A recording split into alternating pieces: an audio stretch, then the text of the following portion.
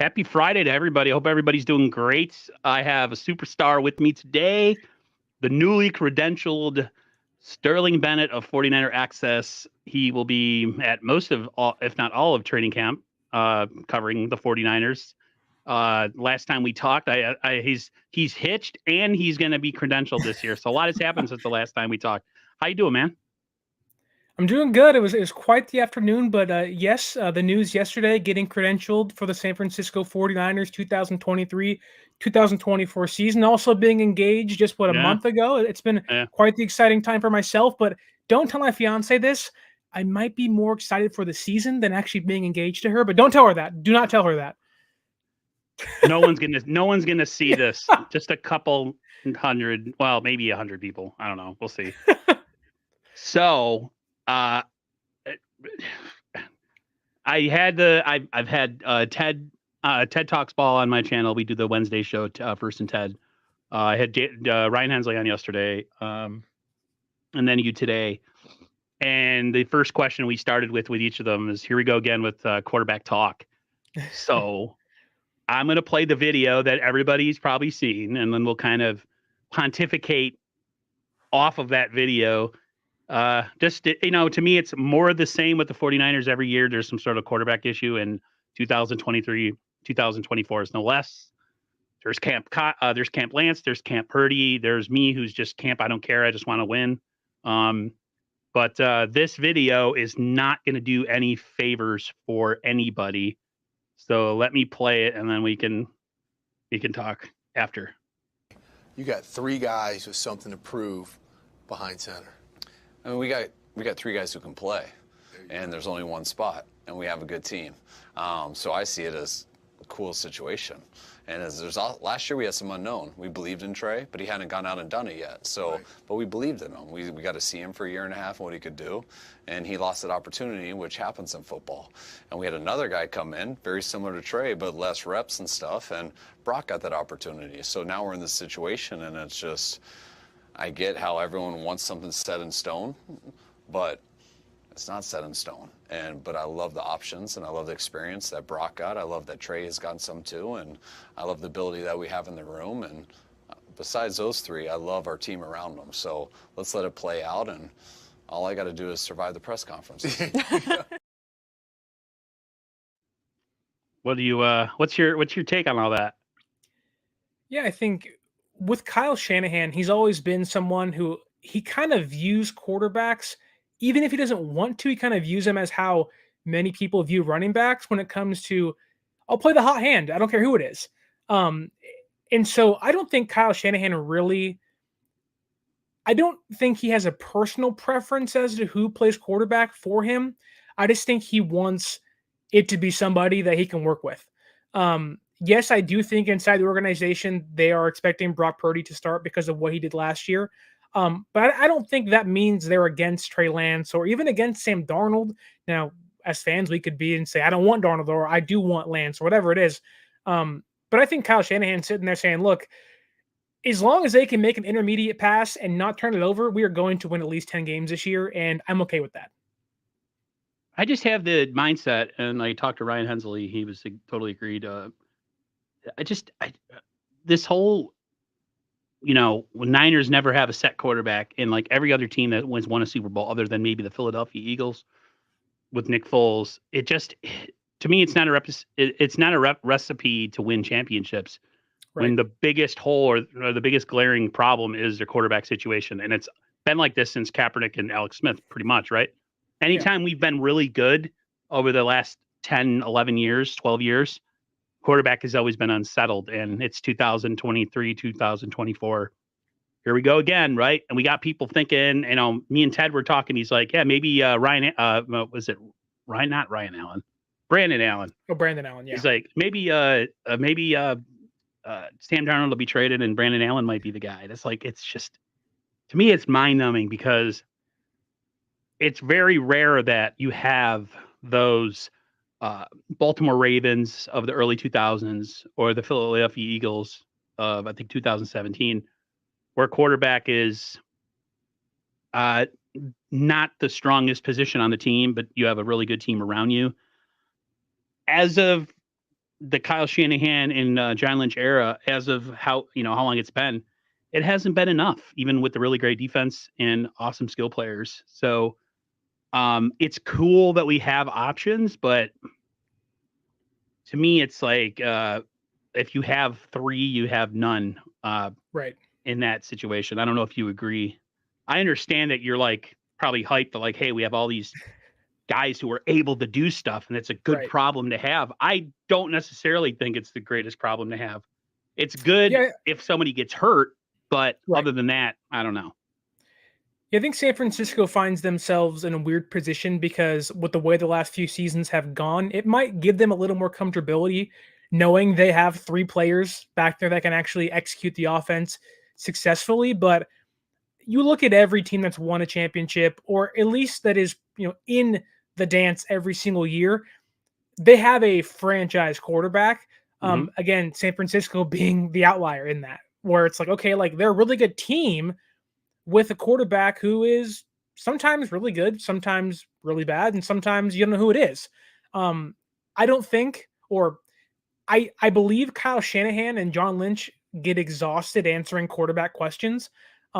You're okay with that when you're rebuilding because you're trying to figure it out still. But this team is what it's the sixth year of Kyle Shanahan in San Francisco. You've won a ton of games and you've been in that dance plenty of times where you could have won a Lombardi trophy and got this team at 6-1, or you could at least got there two other times than you have been. And was the quarterback the biggest issue? I think last year was the one area you can point to where it was the major issue as to why they lost, or at least the exact issue they lost. But I think if you ask Kyle Shanahan right now, would you rather have three really good quarterbacks or good enough quarterbacks or a franchise one? I think he would trade a star player on defense and every single quarterback he has for a franchise quarterback right now. Yeah, because listen, you're not always going to have, and I'm not telling you to listen. I'm just saying in general. Right.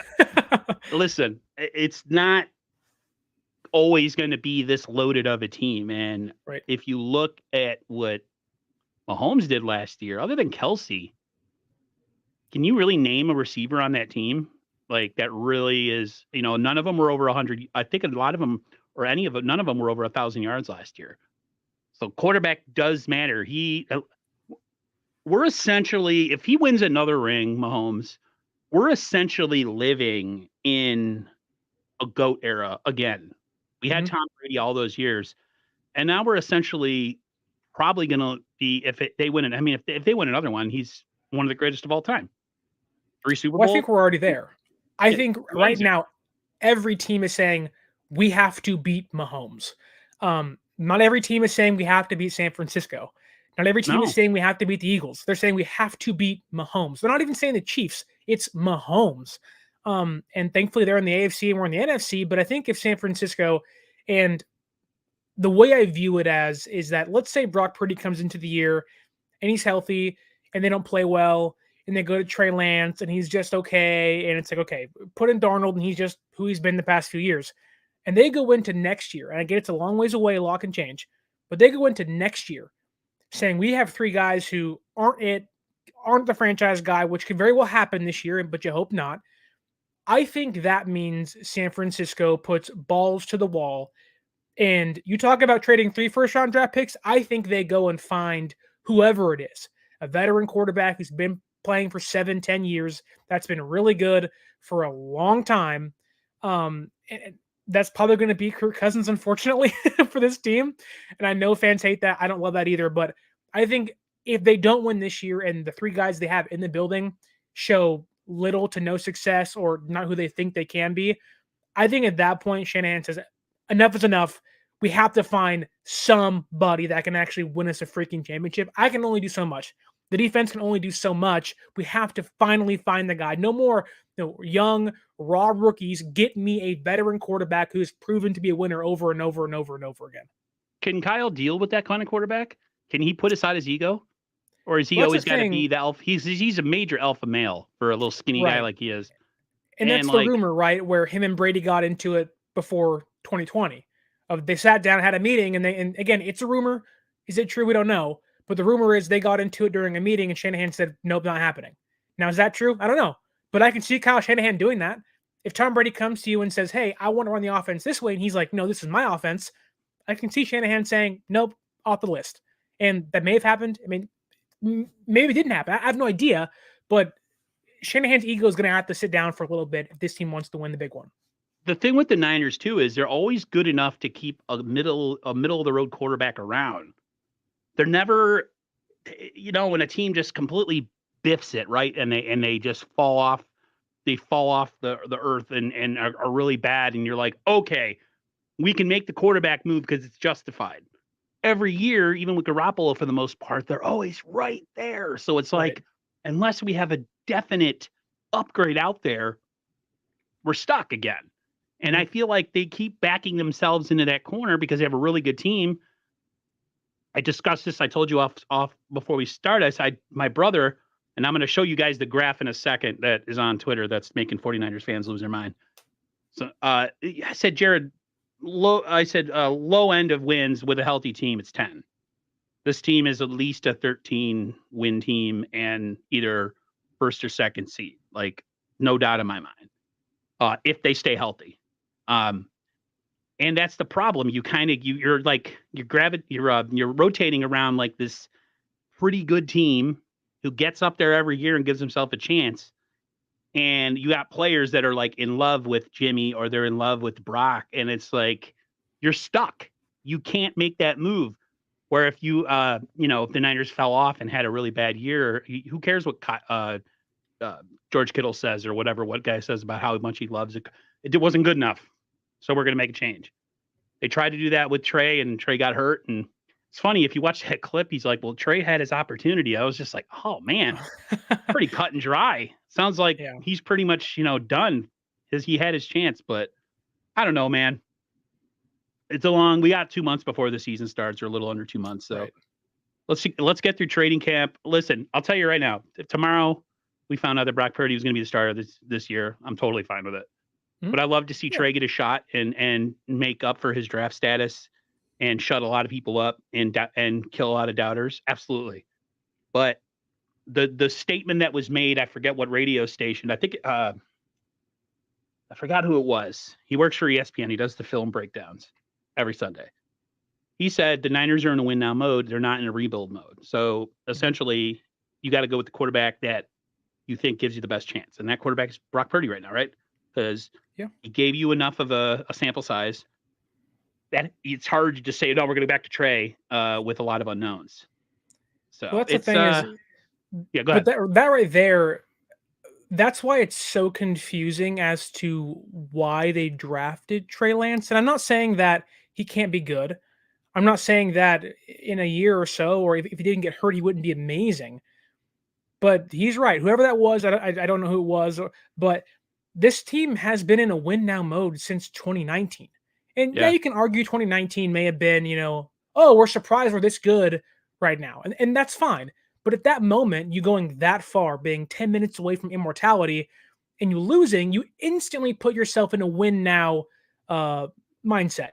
And it's funny because then they draft Trey Lance, who, again, I like, and the expectation was give him a year, then we'll let him go out there and grow. But knowing he wasn't the most refined quarterback in that class, I get you couldn't get Lawrence. I'm sure they wanted Zach Wilson too, and Mac Jones, and I know the guys who are out there, but I wouldn't be comfortable with any of those quarterbacks besides Trevor Lawrence right now. Yeah. And that's the case. And so you have to ask yourself what San Francisco has done, maybe outside of Tom Brady, is the only big whiff they've had. They got lucky with Deshaun Watson doing what he did and not coming here. I mean, good God, what an awful thing. Aaron Rodgers and that trade was never going to go through because of it being LaFleur and Shanahan. And so the way San Francisco's handled the quarterback situation, I think, is the only way they could have. Yeah. And so, and that's kind of their fault.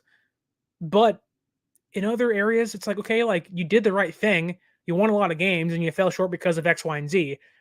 My question would be, is there enough room to pivot? They've paid so many people. They almost have to have Brock Purdy and Trey Lance be their franchise quarterback. Yep. Because they can't afford one. They cannot afford to pay one. No, So they can't because they've. one of these guys have to work out. Yep.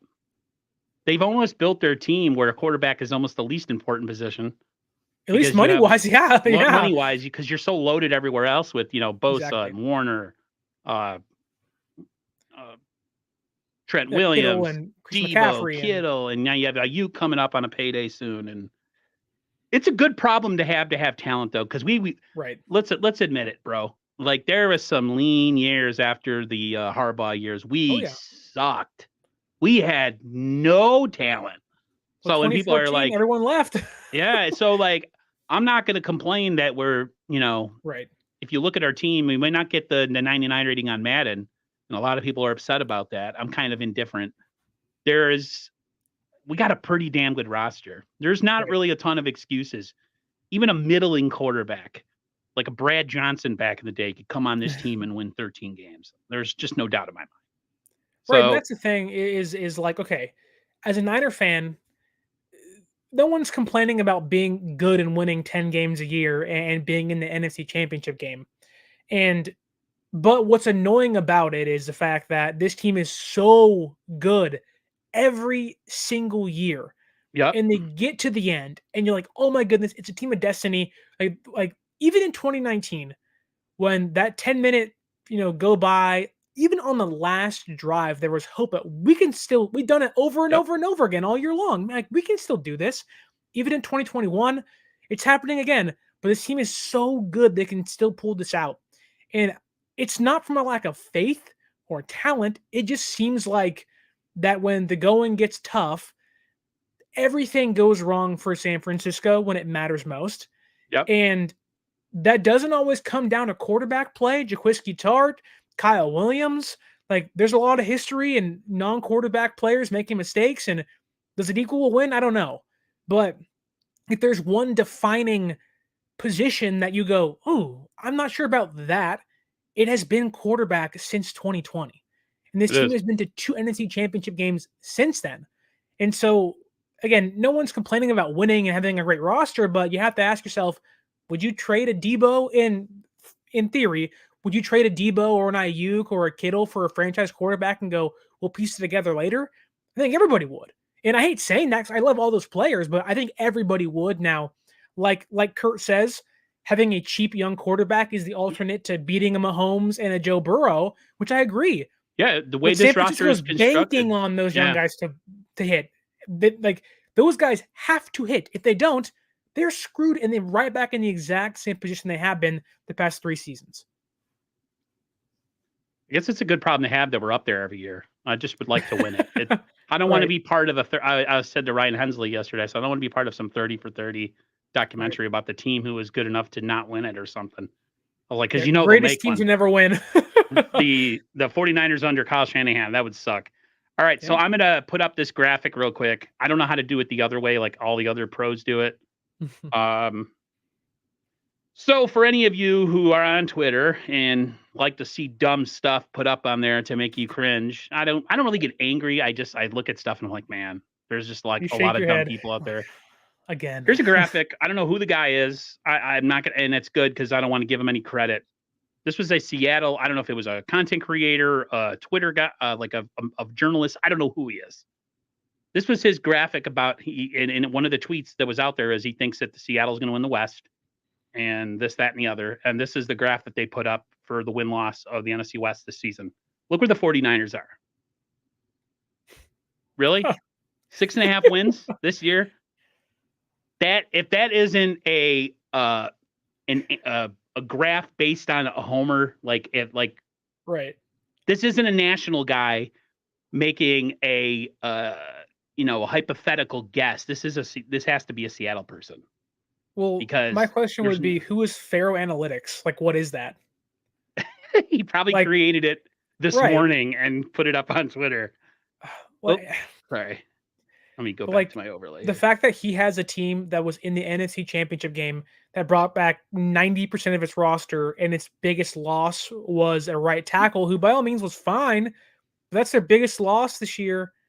And he thinks they're going to finish worse than the rebuilding Cardinals, who aren't going to have. How can you have about 2 months? The Niners have a top 5 roster in the NFL. their defense is better than the entire Cardinals roster right now. Right. Like the Niners defense could win more games than the entire Cardinals roster. Like they just could.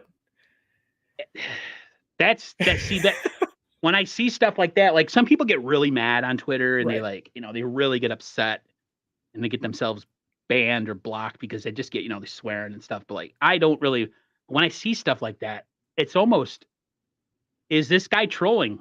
Is this a Yeah. troll? Because if he is, he's doing a fantastic job of getting everybody yeah. hot and bothered. Niner Gang Podcast, Dion, he says this is a joke. Better be a I would joke. hope it was. They can't be that serious, man. I mean, Dion, go ahead.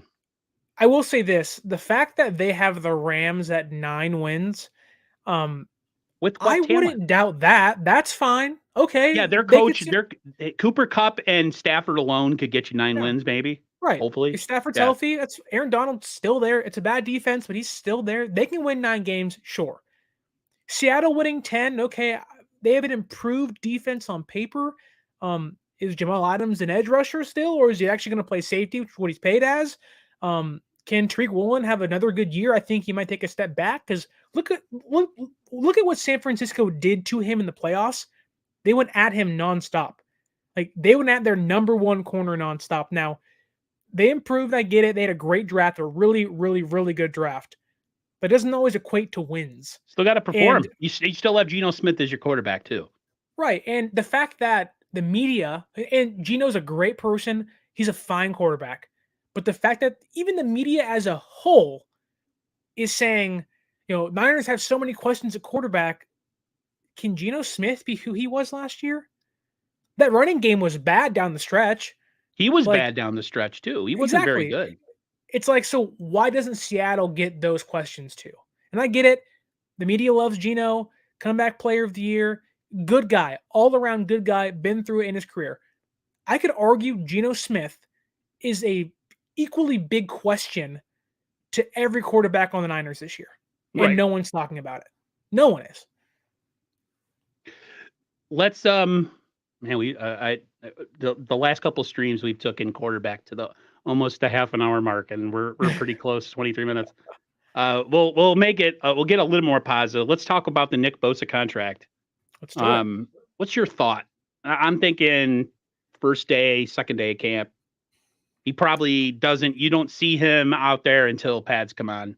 That's my thought, because you wouldn't put him out there anyways until pads come on, just because he's that much of a commodity. Do you have any?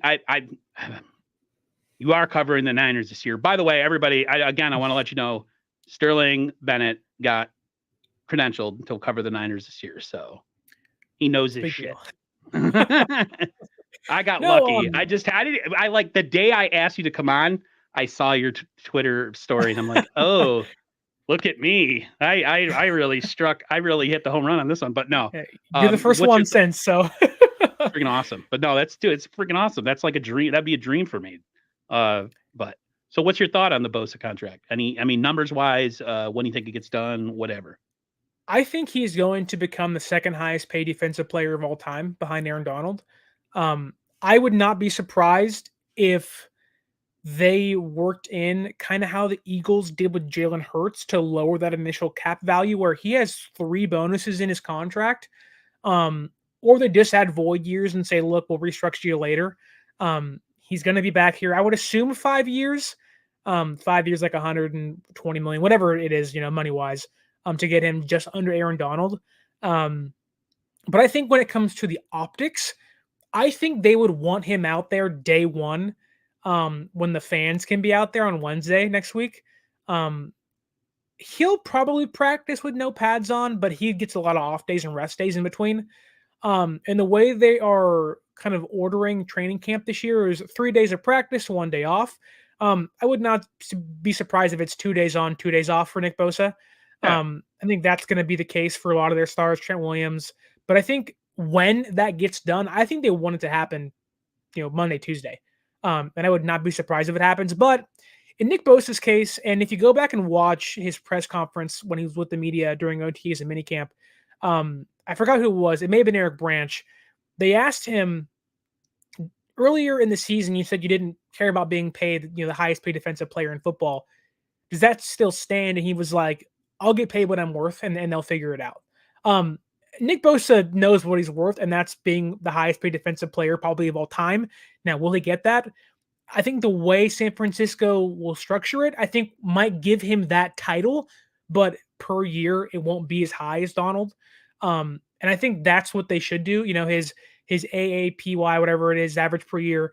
I think that's going to be a little lower than I think other big stars like Myles Garrett and stuff like that.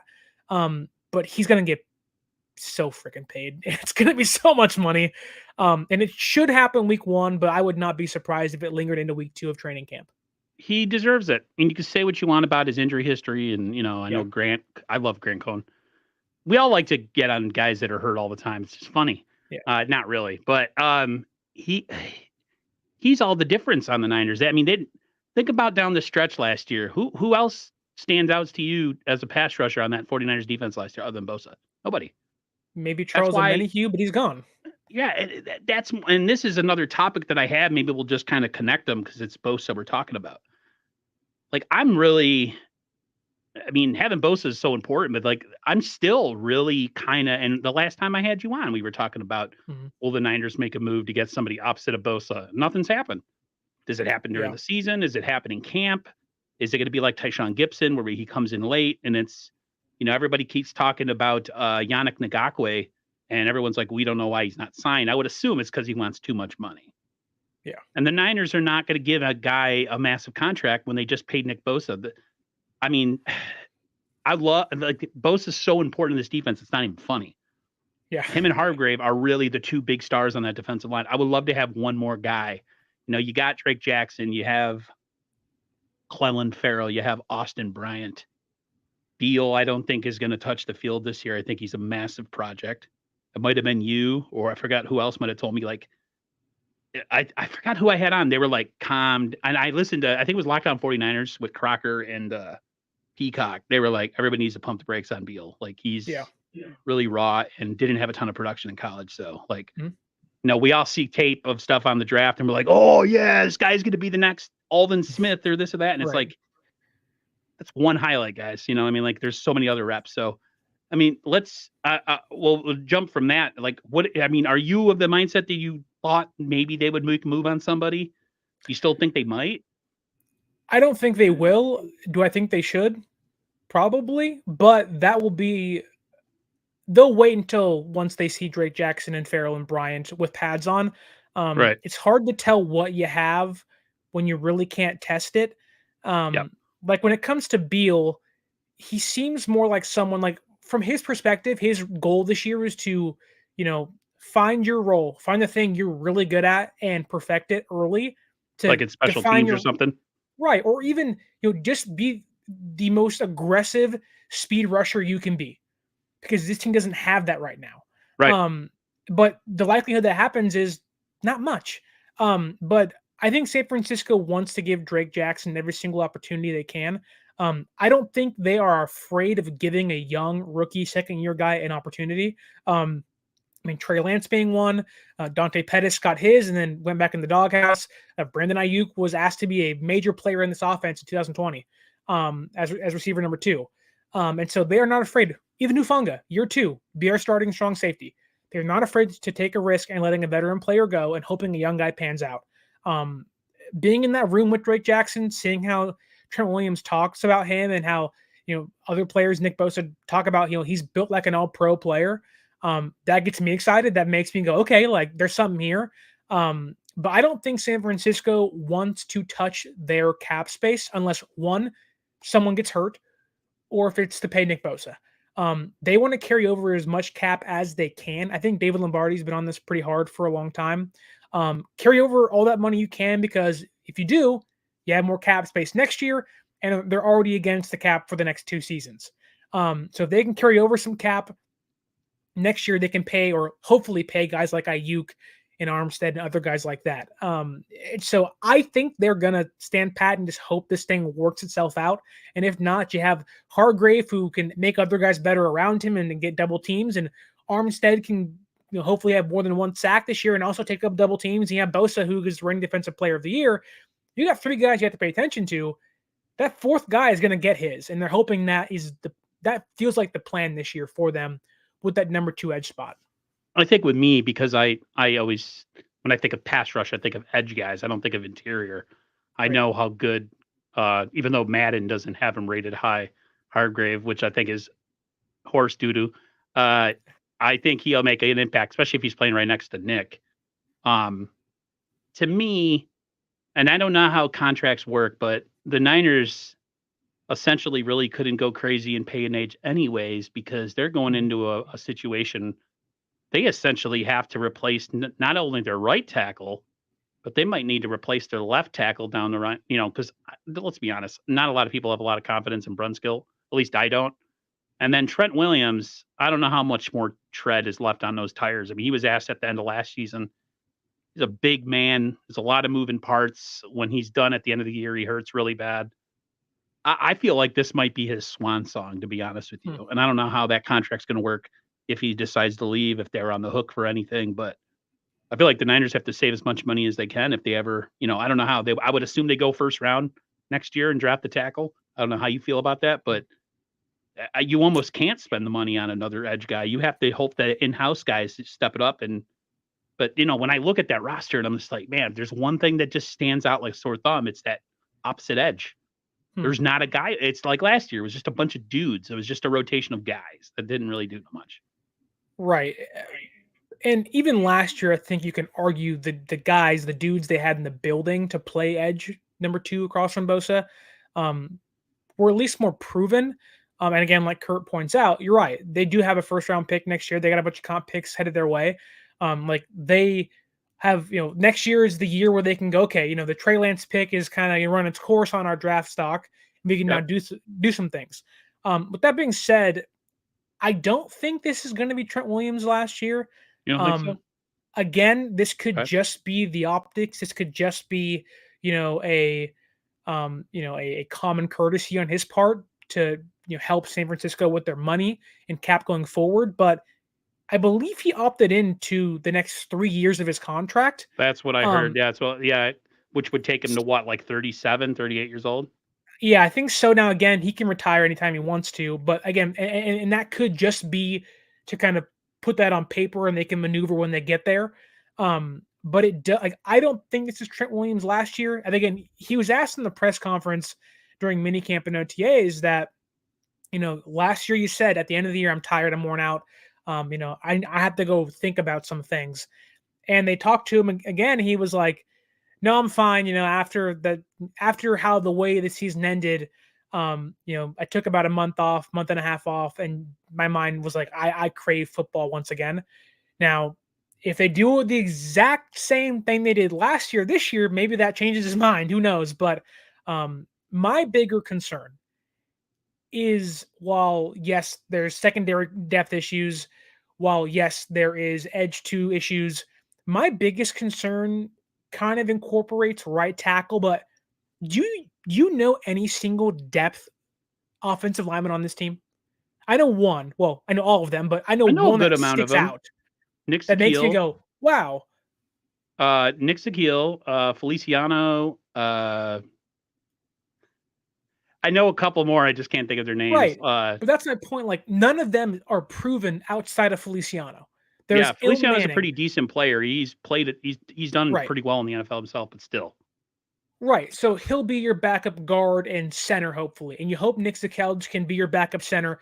They loved him 2 years ago, but he had problems in OTAs and minicamp with snapping the football. Does that reoccur? Who knows? That happened to Brendel last year too. And he was great this year. But my bigger concern is if Trent Williams goes down, which he has a few times the past couple of years, who's your backup left tackle? Yeah. That was McKivitz the past 2 years, and he was okay in that role. Hope to God it ain't Jalen Moore. Right. And then so if McKivitz goes down, who's your backup right tackle? Is it Leroy Watson? Jalen Moore? Is it Joey Fisher, who's a guard in the NFL? Is it Matt Pryor? I don't like any of those names, or at least trust them if anybody goes down besides Feliciano. I just don't. And I think that's my biggest concern when it comes to an overall issue with the team is you could have got a right tackle and got a kicker instead. That's fine. If that works out, Jake Moody was amazing in OTAs and minicamp. hitting 65-yard field goals. You're like, oh my goodness, like That's awesome. this kid is the real thing. I called all the Niner fans and everybody that was doing a freaking mock draft last year was mocking him to the 49ers. They draft him and everybody's mad. If you think about it, those end of the third round picks were technically fourth round picks because they were compensatory. So the Niners drafted him essentially where he was supposed to be anyways. I don't have an issue. A lot of people do because they thought a tackle to me is an issue, but who knows? Maybe Brunskill or McKivitz for 1 year plays really, really well. But my brother even says it. He's like, Aaron, you can't have every single freaking position be all-star. Like, you guys are pretty damn good. Stop picking at like something that isn't there. Like, I know, but you just want to be perfect. Because when you see a team like Kansas City, you almost have to be perfect. Because what the Eagles did, the Eagles made one mistake in that game. They made one turnover, and it cost them. That was it. So, well, if anyone knows what it takes to lose to the Chiefs, it's us. And it's like, we're pros at that. We even lost to them in Montana as a quarterback. So, my buddy Peo Time, best Rams YouTuber out there, probably one of the nicest guys. I just want to show him this banner really quick. I gotta show you this, Peo, because this is probably the dumbest thing I've ever seen. This is from a Seattle content creator / YouTuber. We don't know what he is. This was his analytics overview of the NFC West this year. Boom! Look at the Niners. Last place, 6.5 wins. Peo, if you're still in here, do you agree with that, or do you want that to happen? Because I think for sure the Niners, at least I think, hopefully, are going to be winning the West again this year. He's got you guys winning 9, so that's a pretty good thing. But what do you think about it, Peo? Man, that's just dumb. 6.5. Like, what? Oh, he said, LOL, let's see it. Yeah, pretty dumb. What's going on, Terradome? What's going on, man? Appreciate you coming through. Let's see here. So the biggest news really that's come out in the last couple of days as far as injuries go is Darrell Luter. I personally think the Niners can't afford to lose anybody in the secondary because of the turnover that they had from last year with losing E-Man and Jimmy Ward. What's your take on it? Are you some people aren't really, because, we don't know the injury. It could be just, a precautionary thing and they're going to keep him out and maybe he's okay. Are you concerned at all with Luter in that secondary being a question? Because they got a lot of question marks after their starting 2 cornerbacks. Yeah, I think it's not really an issue with Darrell Luter being injured, but it's depth as a whole at the position.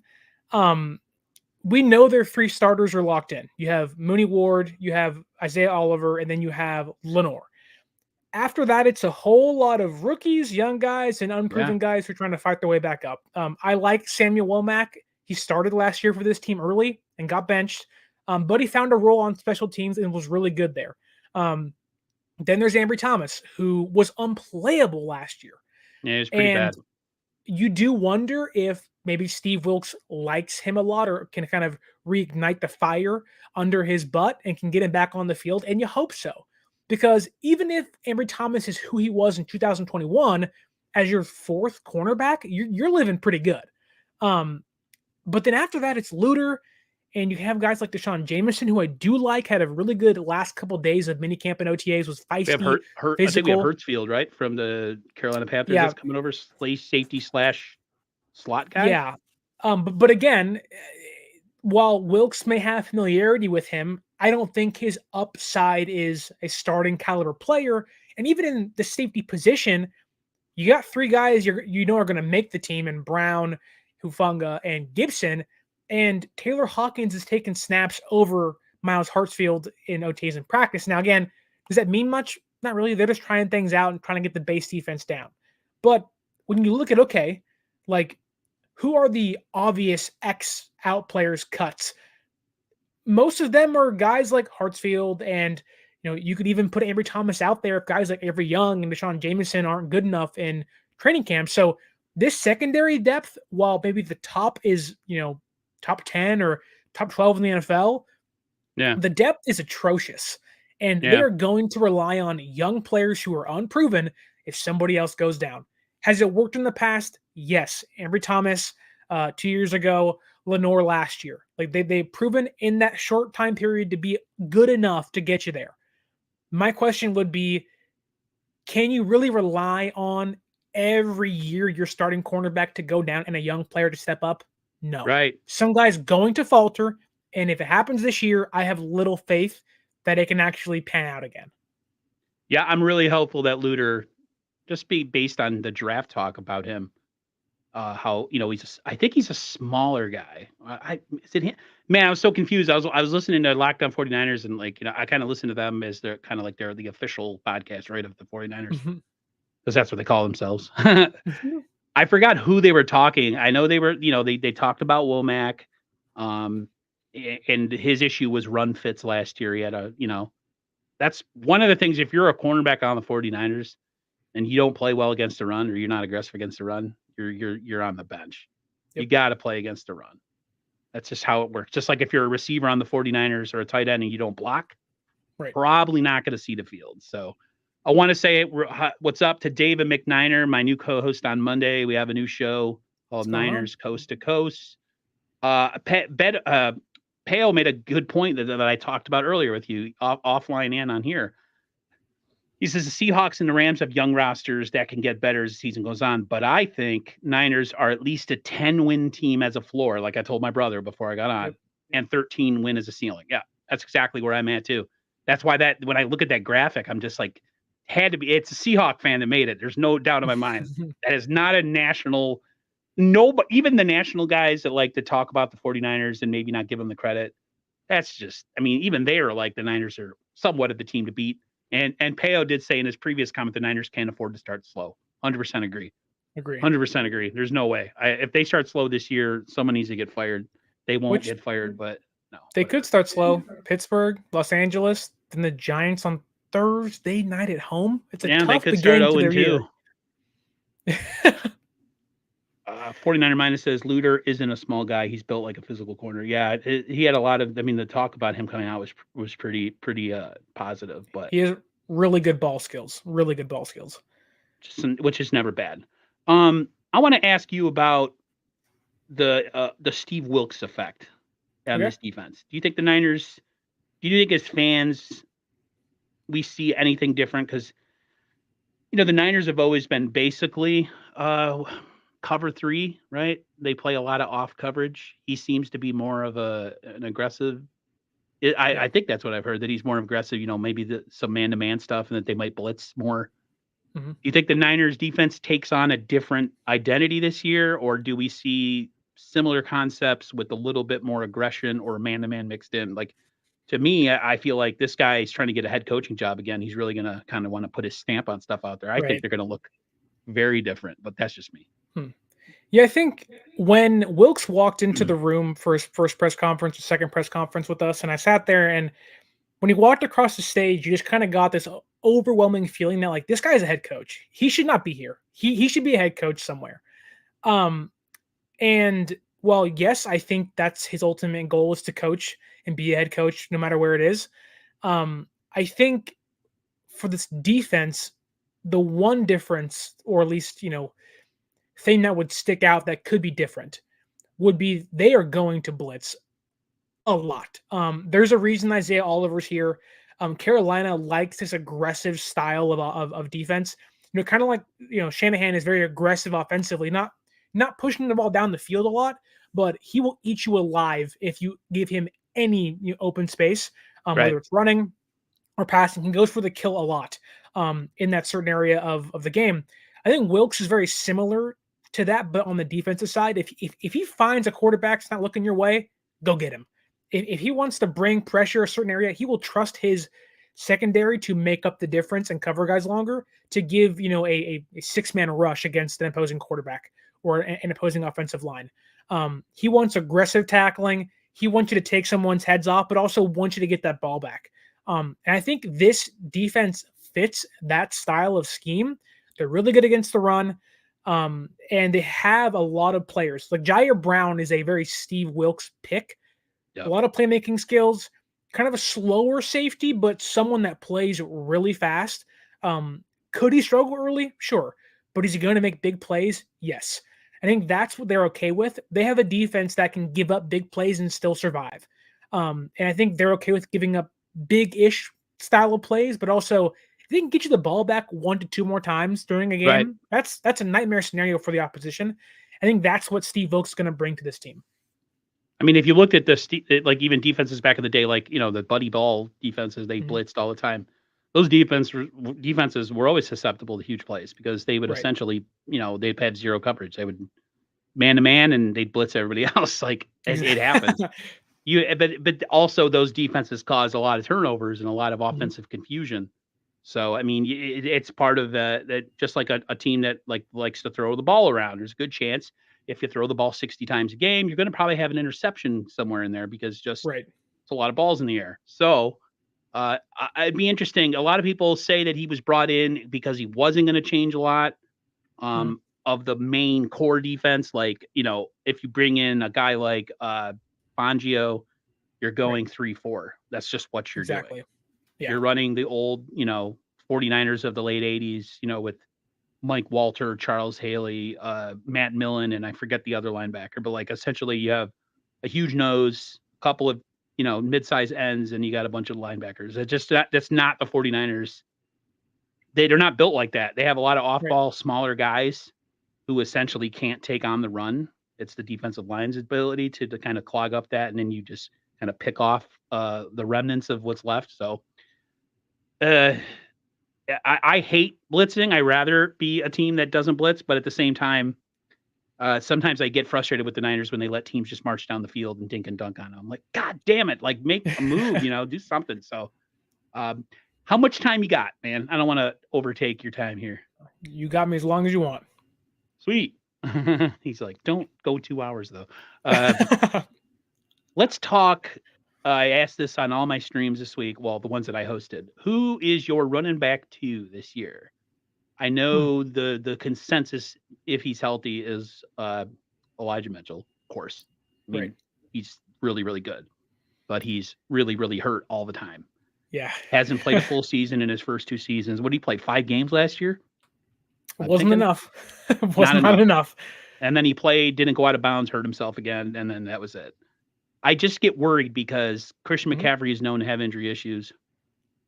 Elijah Mitchell has been in the NFL 2 years and has missed more games than he's played, I think.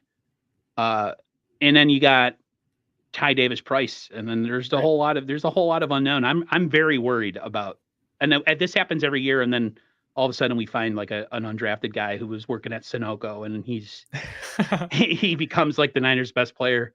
What's your take on the running back position? Yeah, and I've hit on this in a bunch of different outlets before that Christian McCaffrey, his injury history seems to kind of be behind him a little bit. And what I mean by that is you look at his career. He didn't get hurt until 2020, and then it kept going through 2021. That seemed to be more of a training issue than a, I'm hurt all the time issue for me. And his first year, or technically second year out of that, where he can train however he wants to, with whoever he wants to, this past year, he was healthy all year long and played, 18 games. Even, he played a game during the same week, it would seem like, with Dustin when he came over from Kansas City. That's incredible.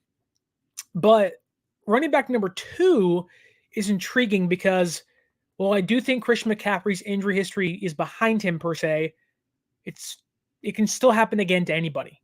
Right. And if he does go down, you find yourself where you were last year pre-Christian McCaffrey with Elijah Mitchell, who was even like kind of hurt during OTAs in minicamp this year.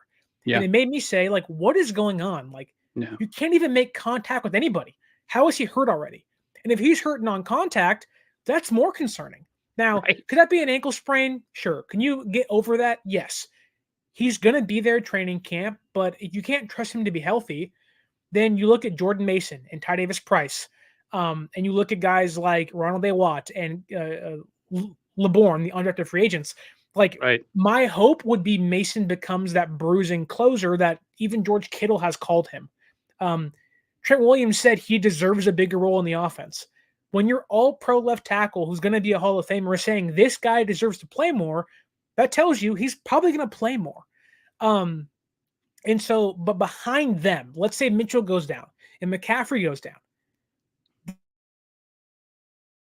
Oh, Right now, running back number 4 behind an undrafted one undrafted guy and a 6th-round pick, and then Christian McCaffrey. And you have 2 guys behind him who could be better than Ty Davis Price.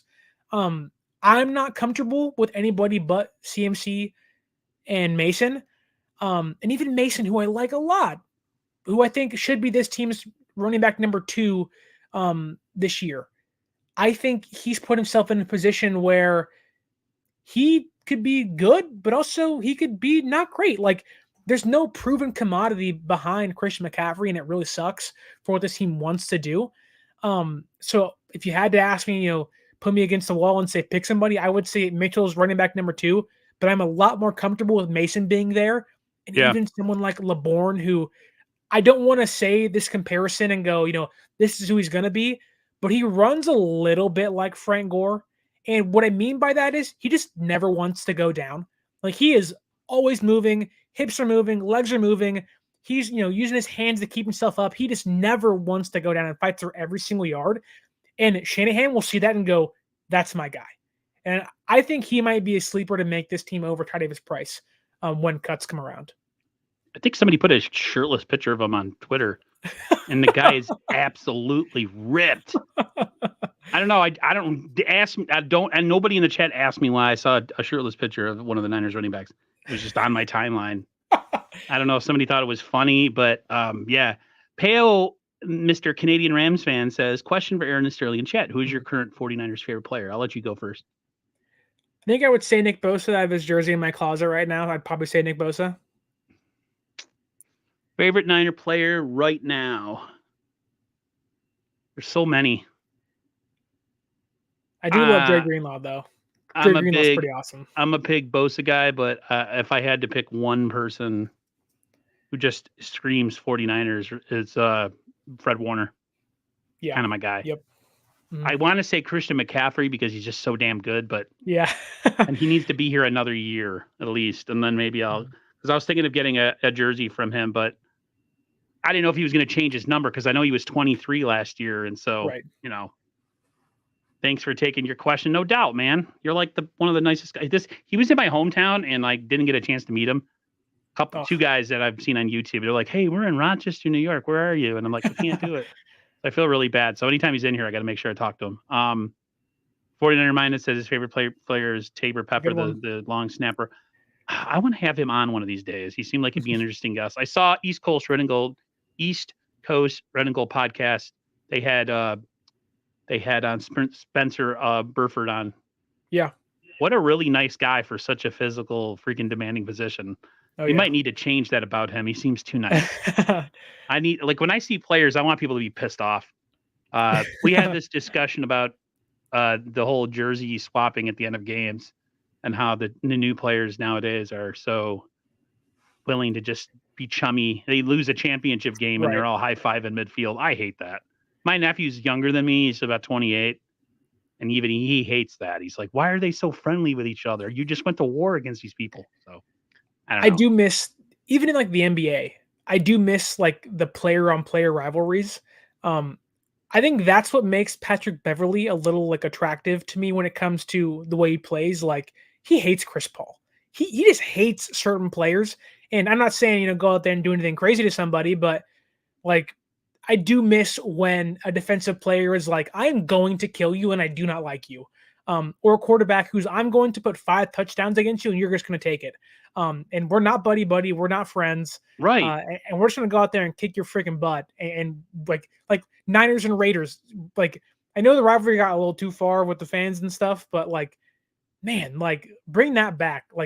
There should be a little bit of hatred in your sports towards your rival. Yes. There really should be. That's why I'm digging the thing with the Eagles right now. Right. Where it's fans can be fans and they can suck, but there's nothing wrong with having on that field. I hate that team. Deebo Samuel hates the Rams, hates Jalen Ramsey. And that's why I loved him when he was in Los Angeles, because there was a rivalry there. They wanted to destroy each other. And I'm going to miss that a lot this year. A lot. Yeah. I'm the type of person, I had with I could never fight anybody unless I was angry with them. Like I can't play Right. fight. Right. Otherwise I get killed. The only time I've ever been motivated to do something, like if I was a fighter or something like in the octagon, you would have to personally address me in a disrespectful way or come at my family. Like that's Right. how I am with sports too. Like I have to hate you because if I like you, I'm going to take it easy on you. And that's just these players nowadays, man. There's just too much kumbaya with it. Like, remember, I mean, you're a little younger than me, but like the NFC Championship games in the early 90s, and I know 49er Mind knows what I'm talking about. There was fights all the time, the Cowboys and the Niners. I Oh, loved yeah. that. I hated the Cowboys. Why? Because they were really good. Yeah. They had a really good offensive line. They were just fantastically built, perfectly built team to beat the Niners. They were everything the Niners weren't. They were big, they were swarming, physical. Like the Niners, their defense and their offense kind of had that 80s hangover. And the Right. Cowboys were kind of like how to beat the 49ers. And it was just every year it was just like, oh man, I hate the Cowboys. So anytime there was a fight before the game, I'm like, this is great. Now there's people dancing and doing giddy and all this other stuff. I'm just like, oh man, I don't know, man. You're getting old when you start talking about back in my day. Right. That's when you've arrived at that point in your life. I am 26 and I'm already doing that now. I'm like, back in my God. day, like people would start swinging on somebody. Like, Right. I feel like my version of that is the Ravens and Steelers when it was James Harrison and Polamalu and Ed Reed and Ray Lewis. Like they hated it. There was a lot of respect, but they hated each other. And you'd see guys with fingers in their eyes and getting kicked and punched. And you're like, yes, this is what football should be. Respectful hatred towards your rival. Yeah, And like save all that stuff for the off season. Exactly. Trade your jerseys in the off season, like FedEx a jersey. Just like send it. Right. This whole after the game trash. People are like, well, it's they went into battle with each other and it's a form of respect. I don't care. I don't want to see it. Do you think the British and the Americans were shaking hands after they killed 45 of their soldiers? No, they were out there being like, "Man, I hate you, man." Everyone's gonna come like, happen now. Don't compare war to football. Yeah, it's a metaphor, okay? It's a metaphor. Right. Relax. Yeah. Let's go to some rookie impacts this year. Players you think might make an impact. The four people I have on here, and I put down Beal, Jerry Brown, D. Winters, and Ronnie Bell, and I forgot somebody else that they drafted. It might have been Darrell Luter, and it sucks that he got hurt. Anybody in that list, or somebody I haven't mentioned, even an undrafted guy that you're looking at and saying this is a guy I think has a chance to make an impact year one? Because when I look at a guy like Beal, I don't think he's that guy. And then they talk about D. Winters coming into OTAs and being like kind of fat and slow and not really he looked kind of sluggish. And I was like, really?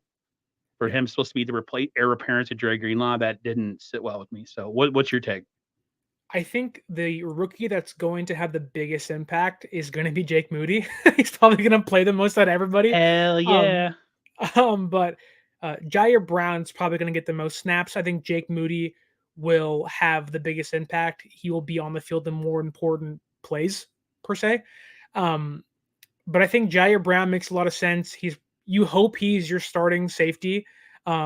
Yes, I am Niners minded, but you hope he's your starting safety across Mufunga come the end of the year and has replaced Gibson by then. But I genuinely look at someone like even last year, like I would not be surprised if, Marcelino McCrary-Ball was this team's fourth linebacker. Yeah. Even someone like Deshaun Jameson, who is from Texas. He's a UDFA out of Texas. And he may be this team's sixth cornerback, but he can also return kicks. And if someone like, let's say, Danny Gray, you have Debo, you have Ayuk, you have Jennings, is McLeod's roster spot safe? Right. I don't know. I would like to think so. I think he can bring something that, Ronnie Bell doesn't do. I think he can bring something that, Danny Gray really hasn't shown to do. But if Danny Gray becomes this team's burner and Debo's healthy all year, why do you need McLeod? Now, special teams will be the answer. Well, right. Jameson can do that and Bell can do that. Why do you need McLeod? So I think Moody and Brown make a lot of sense. McCrary-Ball makes a lot of sense to play a lot this year, or at least in relief for somebody. Honestly, because of the tight end situation, they are going to keep Latu and Willis on this team. My wonder is, do they keep 3 or 4 tight ends? I'm leaning towards 4, and I'm leaning towards it being Kittle, Latu, Willis, and Charlie Warner. So Dwelly's going bye-bye, huh? I think so. I know him and Kittle are really close, but you don't draft 2 tight ends for a reason, Right. and they're not keeping 5 of them. And in this case, the hope would be Latu and Willis are better than Warner and Dwelly. Oh, And if they're not, then my goodness, like what a waste. man, what a whiff, a double whiff. Right. But I love Braden Willis. I think he might be, an inline blocker to relieve Kittle when he's on, the outside. I think he could be a red zone threat for this team instantly. He's a great blocker.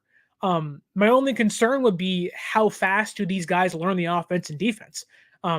If you don't know the offense, you're not going to play, and vice versa. And so it will take, like, the tight ends make a lot of sense because their positions kind of like, or the expectation is you are going to unseat these guys and Warner and Dwelly. But if you had to put me against the wall again, Jake Moody and Brown make the most sense. Drafted high and play positions that are expected to actually be beneficial and play a big role on the team this year. I said in another stream that I would hope that Jair sat this year and got his chance next year. But the more I think about it, the more I think the best way to serve him is to do maybe what they did with I'm trying to think of the other safety that used to be here, where they would do a 3 safety look. I forgot who his name was. He caused a lot of fumbles, but he couldn't cover for beans. But they used to do a 3 safety look with the 49ers. I wonder if they do some sort of hybrid like that. Was it Marcel Harris? No, it was like another guy. Convert safety. Yeah, he punched the ball out when they played the Ravens a couple years ago. He forced that fumble. Yeah, exactly. I can't remember his name either. Right. Somebody in the chat. Come on, guys. That's I could see that, but Ronnie Bell seems like my guy. Okay. There's a lot of draft talk about him being like a really good route runner and stuff, and he says he's not super fast. No. And route running and being good on your routes is a big thing in the Kyle Shanahan offense. Guys who can cause separation. That's a big thing in the Kyle Shanahan offense. He had a lot of drops in practice, though. A lot. Did he? Oh, that's a good way to do it. Ronnie. What's with the 49ers receivers and drops, man? Like Deebo. It was him, Chris Conley, Juwan Jennings a little bit last year, and he had a couple in OTAs and minicamp, but it was Ronnie Bell and Chris Conley were dropping balls left and right. And you're like, guys, like, this is right Juwan Jennings, if he would just be fast, you could put up with it. But you're already slow. You're a really good possession receiver who you go through on 3rd and 6 and he'll get you 12 yards because he's massive. Right. But bro, you can't start dropping. We already have Deebo and Ayuk like to play ping pong with the ball sometimes. Right. Like, geez, guys. And it's not like you got a quarterback out there in Purdy who throws freaking laser beams. Now Trey Lance, it's another thing. He can whip it in there, but right. Yeah, the thing with Jair Brown, like I said, the best case scenario would be like he comes in as the season progresses, I guess, and he eventually takes over. But I mean, essentially, you have two safeties that are the same, and him and Hufanga. They pretty much have the same flaws in their game. They both are slow on the speed aspect and maybe recovery and taking bad angles kind of thing. But they also are fantastic at being guys that cause turnovers. Last year, I don't know if it was an anomaly, but man, Tyshawn Gibson seemed like he was everywhere where the ball was. So I was very happy when they brought him back. It made the Niners not have to worry about reaching, even though they kind of did go early. So yeah, I think Jair Brown. I'm going for Ronnie Bell, and of course Moody. For all the people that are mad that Moody got drafted, I was like the guy, like so happy. I was like, I'm watching the draft and I look at my brother. I'm like, we just drafted the best kicker in the NFL draft that everybody was so pissed off about as soon as it happened. I told him, I was, if you go on Twitter right now, Niner fans are pissed. I said, but every mock that was out there, they had him mocked. So it doesn't make any sense whatsoever. What's the thing like with the kicker? I don't think it's the player. I think it's where he was drafted. Fans lost their Right. mind at, and then of course, like even myself, I'll admit, my first reaction was a kicker, Right. really? But then Not a you tackle? realize the next day the Patriots wanted the kicker, and Mhm. you go, okay, like San Francisco felt the need to, if Robbie Gould's not going to come back, which obviously he's not, that they need to bring in a kicker. And why not get the best one before someone else snags him? And again, I'll tell you, watching him literally kick footballs 65 yards over the practice field, you're like, damn, like, That's awesome. is that going to happen come game time? I have no idea, but that sure makes me understand why they did that at the right time. And if he's kicking game-winning field goals come playoff time, who cares where he got picked? He can be a first-round pick for all I care. If he's out there winning you games, good for him. Yeah, it's all about if he is the guy. Like if he performs, then his draft position doesn't matter. If he sucks and he becomes a bust, then all of a sudden you wasted a 3rd round pick on a kicker. You need to fire Kyle Shanahan and John Lynch right now. I want to say hello to Jess from East Coast Red and Gold podcast. Like I said, they had Spencer Burford on the other day. They're freaking awesome. They've had Matt Mioka on too, I think. Wow. They just Jess is like Matty Ice. I was gonna the opposite of somebody when they're not is persona non grata. She's definitely grata. If grata means the opposite of non grata. Yeah, that was awesome, and he seemed like such a, like I said, he for a guy who plays such a physical position, who was like a massive mountain human. He seemed like a really nice guy. I've never had luck with getting players or anybody. Like I tried and tried. Like I told you offline, I'm like, there comes a point where I'm just like, I don't feel right as a grown man messaging another grown man like, "Hi, will you come on my YouTube channel?" So I just kind of give up after a while. Let's go to the Madden ratings. Anything that caught your eye about, like, I know the Javon Hargrave rating was ridiculously low. Right. But for the most, like I said, I don't really care. They got the Niners have a lot of good players. I'm sure they're probably going to be like the top 3 or 4 team and, top 5 team and, pick, like, I'm actually going to buy Madden this year for the first time in about 5 years. Okay. Just because I need a sports game to get me through. Because I play MMOs a lot. So I need the offs. Like I need to do something opposite. Right. I like to play a lot of, exhibition games, get myself really good before I play franchise. Do you even look at that stuff? Are you a big video game guy? I think I have bought every single Madden since like 1998. I'm a big Madden guy. I think the game sucks, but it's the only one there is. 2K, make a game, please. Please, like ESPN 2K5, like All Best Pro football Football game ever made. 2K8. Take me back to the Madden 05 2K5 rivalry. It was great. Do I care about Madden ratings? No, because EA doesn't seem to know football very well. No. That being said, I do think you can put stock into when it comes to how they rank their players. Like, who are the top 20 quarterbacks in football? Like, you may have some movement, from 15 to 20, but sometimes they have like Daniel Jones, who had a really good year last year, who I wouldn't have paid the big money to, but had a really good year, was like quarterback like 22. And I was like, what? Like, Daniel Jones to me is on par, if not better than Geno Smith. And Smith is like 20 or like 18, whatever he is. And Brock Purdy's 25. And Trey Lance is like 32nd. And it's like, okay, like some rookies are rated like 70 and haven't played a snap in football yet. And I get that. Like Bryce Young's going to be awesome. Stroud's going to be awesome. But it's like, how do you rank someone the 25th best quarterback in football last year, like Brock Purdy, when he outplayed 8 other guys at least? And I get small sample size in the injury, but you don't account for the injury in Madden. So it's not like Madden saying like he might not play week 1. Who cares? It's a rating of how that player performed the year before. And so do I care that much? No. Does it anger me, guys? Like my entire Twitter feed is players being like, I should be at 92. I should have 85 strength, not 80 strength. Who cares? But Javon Hargrave being 84, when he was the best defensive tackle in football last year, like was insane to me. How is he not at least a 90? It's crazy. Yeah, he said it even too. He goes, as he said, I needed to edit it. He was going to go in and edit it. Yeah, I'm going to do it too. Before I do my franchise, I'm taking him up to 91 at least. I don't usually do that with players. I'll probably take Brock Purdy up to 80.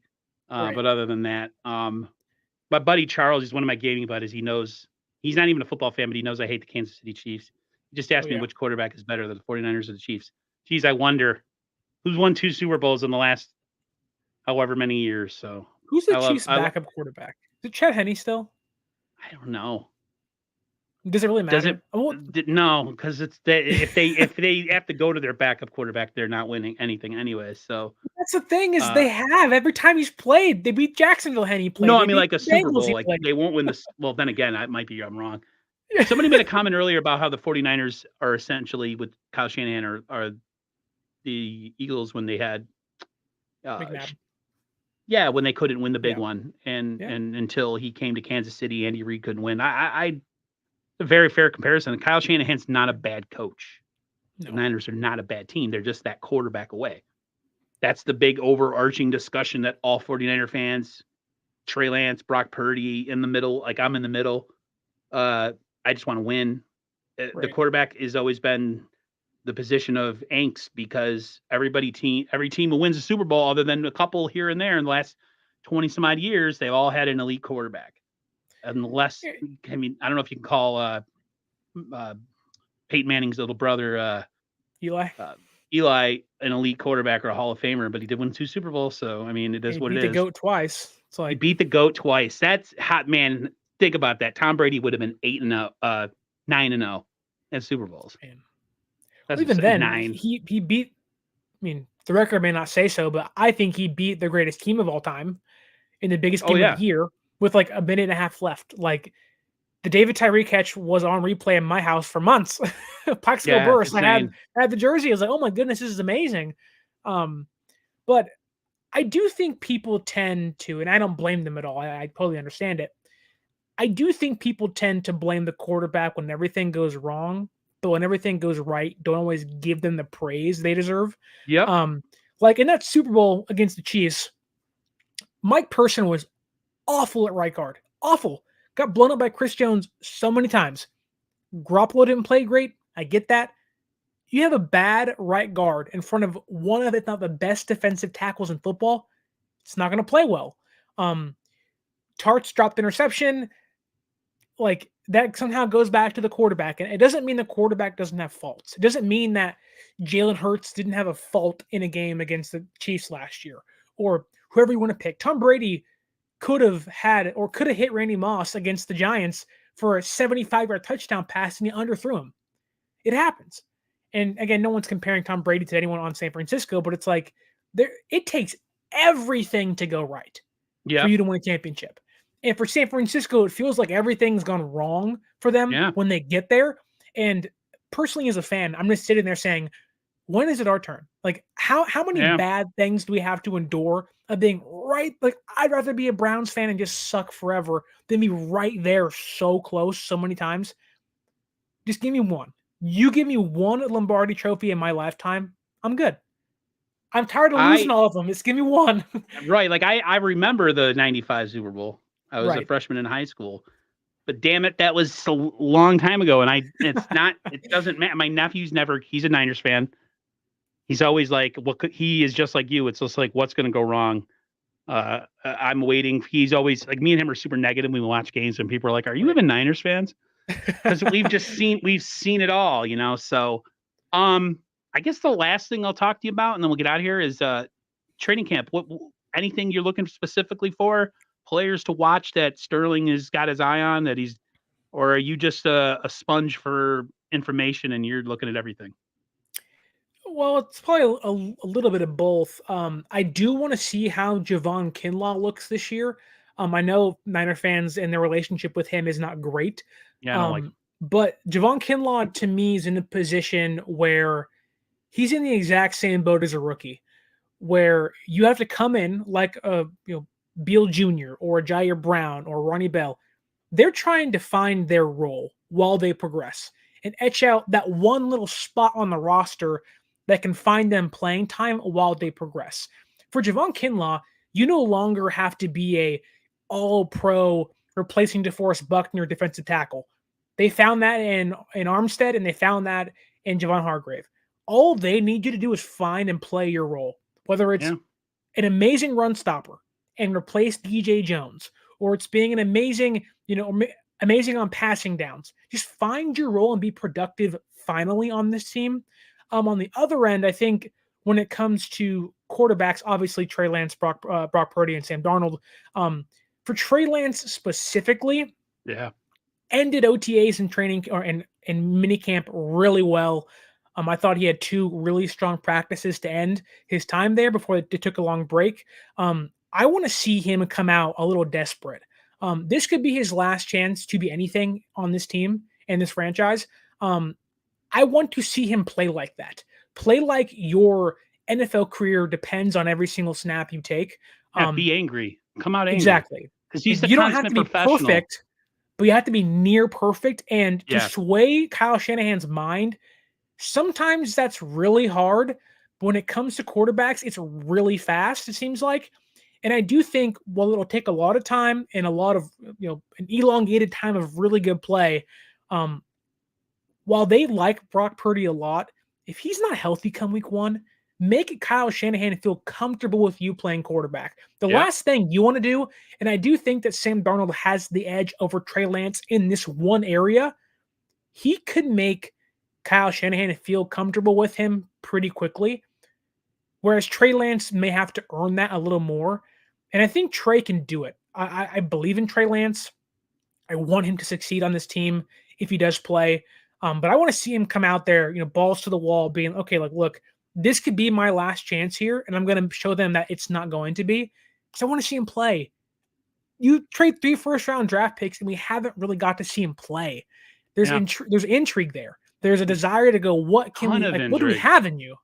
And so in training camp, it sounds weird, but Javon Kinlaw and Trey Lance I have my eyes on, which sounds weird to me, but that's who I have my eyes on. I'm not going to be there, of course, because I live on the East Coast, but yeah, Trey Lance to me is huge. I mean, if you listen to, we don't really interact much anymore, but if you listen to Jackhammer last year, he was pretty hard on Trey Lance. Just, and they know some fans like to twist narratives and say that practice doesn't matter, but then if a guy plays better in practice, it does matter. Right. And I guess he was highly inconsistent. He had some practices where he barely completed any balls. There was a lot of drops. I want to see him take that progression to the next step. He's a consummate professional. He seems like a really nice guy. He says all the right things in the press conference. I would love to see him have a little bit of a snarky, kind of a jerk ass, like an a-hole edge to him, where he comes out and he's like, you know what? I got more freaking ability in my pinky than Brock Purdy does in his whole little body. And like play like that. Be that confident guy. He's so nice. Football's not a game for nice people. Football's a game for mean people who want to rip each other's hearts out. So hopefully, you can say what you want about Brock Purdy being a little dude. That dude is a bulldog. Yep. The reports last year that he was telling people to shut the blank up in practice, I was like, because that dude was like 6 foot even little guy, and he's telling all pros that make tons of money, and this guy's the last pick in the draft. That's what I want to hear. The people that take it seriously. When you take not only is it your profession that you make money of, but it's your obsession. It's your everything to you. Like Jerry Rice, everything. Me going up to Michael Irvin in the Pro Bowl after the Cowboys beat them and be like, I'm already working. We're gonna get you. That kind of just obsession. Michael Jordan obsession, where he would take the heart out of people by just. I want to see that from him. I'm not saying he has to be, a bad guy and slapping his teammates around in practice, but just. It's time, dude. It's time. Like, show it. Make Kyle Shanahan make a hard decision. Don't make it easy for him. I would love to them have the position or a situation where he starts the season and he plays really well, and all of a sudden, Brock Purdy ain't making his way back on that field. They got a really good backup now. And their starter all of a sudden becomes the guy we all wanted him to be. And then we see that next level of this offense, like, oh, that's why we're going to win a championship this year, because he's doing all the normal stuff that Trey Lance or Brock Purdy does with the intermediate stuff, but now he's able to take the top of defense by throwing a 70-yard touchdown. So some people say that I'm a Brock Purdy guy and I don't like Trey Lance. Not the case at all. I just want to see Trey Lance be the bulldog like Brock was last year. So, but all right, man. You go, when do you leave? You said it's Wednesday morning, right? So You're leaving at about 8:00. You there by 10? Hopefully Hopefully the there by car 10. works. Yeah, Yeah. exactly. Might have to take an Yeah, Uber. right. Probably a That'd very be a really expensive Uber. expensive Yeah. right. Like But yeah, $1,000. right. Do not have that ready to go. But yeah, Wednesday, the first day of training camp for everyone to be there. I can only go Wednesday this week, but once the next week comes along, I should be there every single day. I'm really excited to be out there. You know, you guys know the beat reporters, Mayoko, Eric Branch, Yep. Lombardi, Barrows, Jennifer Lee Chan. They're all great people. They're good to be around, all welcoming. Cam Min's out there too. And I'm really excited to actually have a chance to be out there with them, That's bringing awesome, dude. videos and content and, doing podcasts and being guests on people's show like yours, and just talking Niners, as in depth as I can for as long as I can for as much as I can That's for the awesome, next bro. few months and hopefully the entire season. That's awesome. I'm really happy for you. In another lifetime, that would have been because I didn't know what I wanted to do 20 years ago. Right. And I'm like, I see it now. So I live vicariously through you and guys like Jason Aponte and all the other people that, make content that are, getting into that realm of, credentials and stuff. So appreciate you coming on, man. Everybody in the chat, thank you so much. Couple days away, guys, and then it's training camp and then it gets real. So everybody have a great rest of your weekend. We'll talk to you later. Hopefully we'll have him on in the future, when he starts being an ESPN host, and he'll make time for us small people. But everybody take care. We'll see you later. See ya.